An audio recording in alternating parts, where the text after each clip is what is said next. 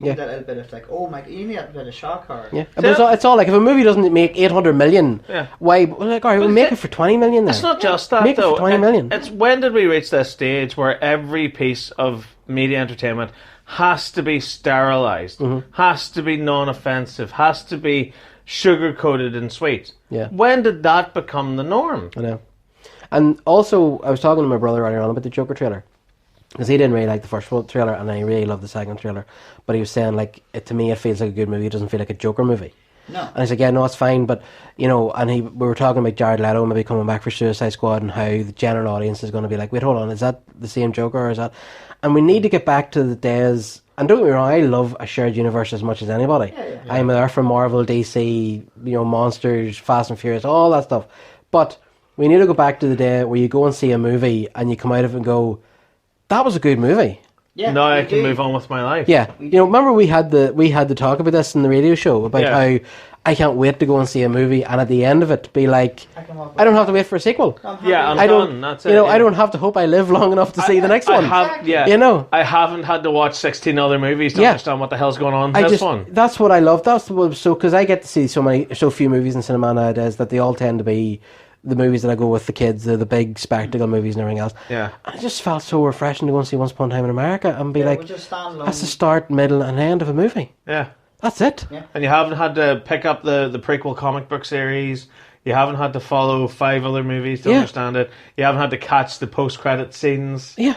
Yeah. And it just came out and that was it. It just felt so good to not be thinking, you know, oh, what's going to happen next with these characters? Are they going to do? It's just like, yeah, that was a nice movie. That was nice. I'm happy now. Yeah. I just want to go home. I just want to go home. Next one coming out? Yeah. I don't care what Brad Pitt's going to do, what his next movie's going to be. I was just, and that I want to go back to those days where you can just enjoy a movie for those 2 hours in the cinema. You see, that's why I think it needs to be like a kick in the backside for everybody to do that.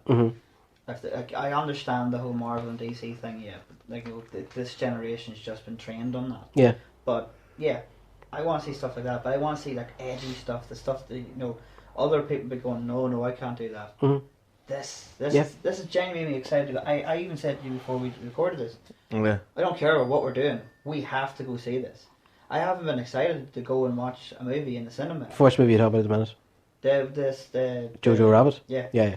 Like, don't get me wrong, like I enjoy the Marvel ones, but it's kind of like not a chore, but like you're kind of going like, right, so there's going to be this one you have to analyse and do this because this is going to follow into the next one. But it's the old sort of metaphor that, you know, movies like, independent cinema, films like Jojo Rabbit, films like Taxi Driver, films like, you know, they're the steak, they're the really nice meal you go out for.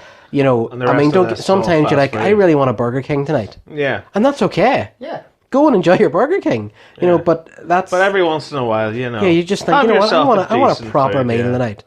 Get some protein. Something that's good for me. Yeah. Yeah. Something that won't cause 5 hours of diarrhea the following day. Exactly. Yeah. Yeah. So, you know, and I think we need to try and get back to that. Especially, I think it's really strange because there's so much happening on TV at the minute. To me, that's why cinema should be taking chances and making different movies and making, you know. But instead, they seem to be like, no, we'll just throw hundreds of millions of dollars now at the. You're like, no, just, you know, change it around. Give us the spectacle on TV and give us the think pieces on the big screen. No, absolutely. You know, because then that way you won't get a bunch of idiots going, oh, Captain America did the thing. Yeah. You know, like I'm sick of that. Yeah. Like as a cinema going experience in this day and age, it's intolerable. Yeah. You said it perfectly last night. That should have been the end of the Endgame. That should have been the end of Marvel. That really should have been it, and they should have went on and moved on to other projects because that to me was the definitive ending. Oh, 100%. And like the end, you see the very end of it. Yeah, and now we've got the Disney Plus TV shows, and there's 1,000,001 of those. That's it. That was your next step. But obviously, money wins the day. Yeah, I know. But again, we've talked about this in the show. I think a lot of people will draw a line under Endgame, though. I think a lot of people will be like, "That's it." No, I've drawn my line under it. Like for me, that was the start. It started with Iron Man. It ended with Iron Man. That's it. Your story's told. Move on. I'm genuinely not excited for any of the stuff that DC or that Marvel have coming up. No, I am not excited for one single thing. Black Widow, maybe. Yeah, but again, it suffers, as I said. She's had her great moments. She's had her glory. And she's died. Yeah. So who cares? Shang-Chi. Don't know. I Eternals? haven't read a single book about the Eternals or Shang-Chi. Yeah, I mean, everybody's saying about how, what do you call him, Kit Harington's Black Knight. I'm like, I don't know anything about that character. That's great. Yeah, don't care. And what? Don't know anything about Shang-Chi. Looking forward to Blade. Oh, no, Yeah, Blade. Yeah, definitely. I'll look forward to Blade. But I just, no, I don't care. They've got to the point where they have to go to the secondary characters. And there's a lot of people a burnout. There is a burnout, yeah. Like, there's a massive burnout. But like, if you think about it, we grew up with all these characters. Now, most of those characters are, well, most of them are gone. You're not going to see them. They're going to be a cameo. So I kind of like, I'm the great teacher, and now you're the next generation to go on.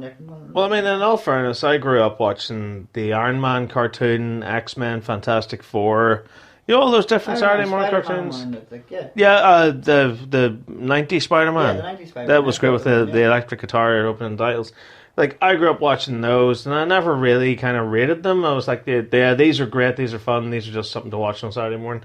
And then I saw the trailer for Iron Man. I think it was attached to the first Transformers movie. Yeah, I remember you saying that. And I remember watching it going like, this actually looks kind of cool and different.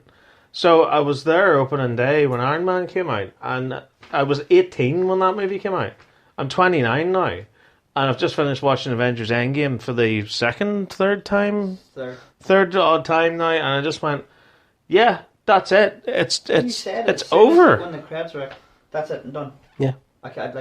Anything else comes out after this, there's no excitement. I'm passive about it now. But you're like, I've given you 11 years. Yeah. I gave you 11 years. That's enough. And like, I know you can make the argument, well, the James Bond movies have been around 40 years or whatever it is. I mean, like, but it was one every 3 years or one every 4 years. It wasn't like 4 a year. Yeah.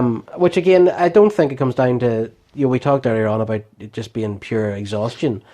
I don't think it comes down to that. I think it's just, you're like, right, I've invested enough now. Yeah, but I mean, honestly, like, if you look at the top line of Blu-ray stuff there, between my Star Wars box set and my Tobey Maguire Spider-Man trilogy box set, that is all the Marvel movies up to Endgame. See, the reason why I'm kind of going like I'm done with this is because I invested so much time in each character than each movie. And even with them when they all, like the end of it, it's like, they all have their standalone movies, that's great. But Endgame's when they all unite to take on the worst threat ever to the universe. Yeah, it's the culmination of 11 years. Yeah. Honestly, if there's one series that I am desperate to see, and obviously because the director's busy and of everything that happened, I want to see Guardians of the Galaxy Volume 3. Yeah, that's the one that I want to see. I don't care. But you know what I mean? Like you don't care about it. Well, I don't know what your thoughts are on it. That's the one I want to see, and it's not there. And there's a lot of people that are ambiguous about it. Yeah, no, I mean, I'll go and see it, but I don't see what it's going to bring us, No, do you know what for me? But do you know? Sorry, do you know? Final chapter in the book with Guardians for me. But you don't think that the Guardians got their final chapter already in Endgame? It brought them all back. It kind of. I thought everything was kind of resolved in Endgame. Well, obviously with Gamora, it isn't, but. Yeah, but you know that like a repeat of they're just going to play out. Yeah, it's just going to be the same thing again. She doesn't like him. She doesn't like him. I just want to see, like, the for me is a Warlock. The Adam Warlock. I want to see him. I want to see. It's too late now. Adam Warlock should have been Captain Marvel. Yes. Yeah, in Endgame. Yeah, he should have been. But no, I just want to see that, and then I'll be happy with that. Anything else after that, I'll watch it, but not investing like a massive load of time into it. But this is what I'm saying. I think this is why we need to go back to just good standalone movies. Yeah. And that's not to say they can't exist in the same. Like, Marvel was better at the start when it was like, was that guy meant to be Hawkeye? Yeah. Yeah. Do you know? And that at that point it was better than it. Not so much it was better. It was just that you didn't feel the same kind of pressure that there has to be 3 other heroes in this movie at some point. And I don't know. It's the research too. Like if you think about it, you're in a conversation with people and they go, oh, this person did such and such, and you feel like an idiot then. So then you go back and watch it, and then you invest a lot of time in it. Yeah. That's what I mean by this is, Endgame was my final going, right, anything else comes out of this, I don't know who they are. Do you know, I would They even called it Endgame. Yeah. They even called it Endgame. Yeah, I would care more if Endgame had left something loose. But it feels like there's such a sense of finality to it. Yeah. That I just don't care anymore. Yeah, that's why I kind of didn't like the end of Spider-Man. Because it was like, oh, here we go again. Yeah. Yeah. I just thought, I didn't, I told you, I just thought Spider-Man Far From Home was unnecessary. It all goes back to this. It's all mine. Yeah. They're like, right, okay, that's first chapter gone, that's to put all these new characters into it. that'll give us more money. Yeah. Then we can have another end game at the end of it. Well, it's not that. It was just the simple fact that because of the Sony deal, they had to have a Spider-Man movie out this year. Yeah. So And it looks like it was completely superfluous anyway, because Sony ended up taking Spider-Man back. Sony anyway. kind of screwed them if you think about it. Like They really did. yeah, like you have to release this movie, and they even released a trailer for it while everybody was trying to work out what was going to happen after Infinity War. Yeah. I And then remember that. they were like, well, that's pointless. Now we know he's yeah, alive. no, he's fine. Yeah. Yeah, I know. It astounds me that Sony didn't put any reference to Iron Man's death in that trailer. I know. Astounds me. I think Marvel did the final sign off on it, didn't they? Yeah. I think they did. Right, one last thing for the night is everybody's talking about this online. I know you guys haven't seen it yet. Dave Chappelle has a new comedy special on Netflix called Sticks and Stones, and it is absolutely essential viewing. I mean, we were talking about Jojo Rabbit and how it's exactly what the world needs right now. Yeah. Dave Chappelle, it's offensive, it's bad taste, it's, it sorely tackles it tackles racism, it tackles the LGBT community, it tackles sexism. It's just offensive across the board, and it's absolutely glorious. And on top of that, it's absolutely hilarious. So No, you really need to watch it. It's just, it's low hanging fruit. Yeah. But it's low hanging fruit for a reason.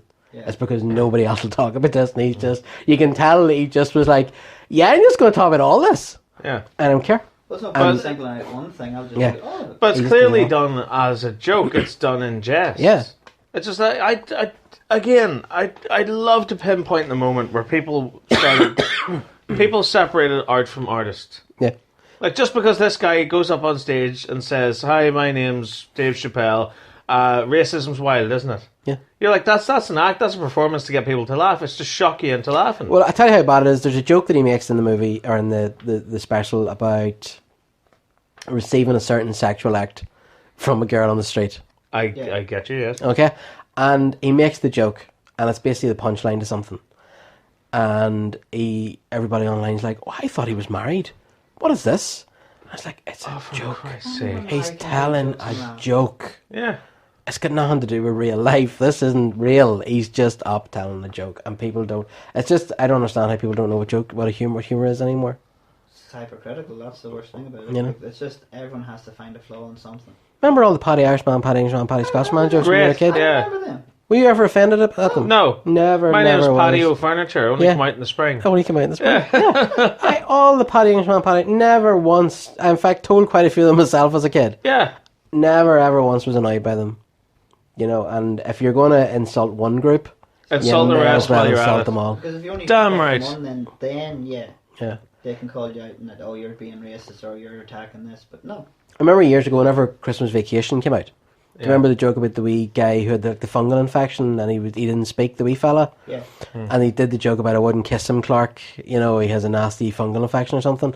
And my uncle, he's dead now, but he was very sort of, at the time he was at university and stuff, and he was very, it's not right laughing at that wee boy because that wee boy obviously has some sort of disability and stuff. And I remember I said, I was only a kid at the time, and I was like, so it'd be okay if it was just an ordinary kid? And he was like, well, yeah. And I said, well, why? Then are you not insulting You're insulting that. kids that there's not something, So it's just this kind of, if everybody's under fire, then everybody's under fire. Yeah. And this is the Chappelle thing. It's just, I watched it last night and I was creased over laughing at it. There's a couple of jokes in it where I genuinely was crying. And I just thought to myself, this is Bill Hicks. This is George Carlin. Proper ones. This is Eddie Murphy. This is back in the days when shit was funny and people didn't care Yeah. what they said. Do you know?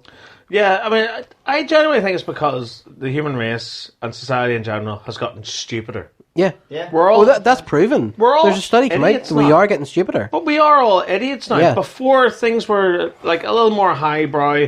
So whenever something came around that was lowbrow like this, you could laugh at it because it was ridiculous. Yeah. Because you knew better. Yeah. I'll tell you now, like we were in Wolverhampton there over the weekend. On Saturday night, we're at the bar getting wrecked. Yeah.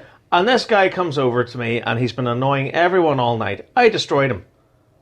I absolutely ruined him, didn't I? I made him actually leave. I made him And leave. everyone was like, oh, thank God he's gone. Because instead of having a rapid fire response to what I was saying, he got offended by it. Yeah. And I turned to him and says, well, no harm to you, mate, right? But you're coming over here and you're talking all this nonsense and you're annoying people. Why are you doing this? Like, and then you're offended by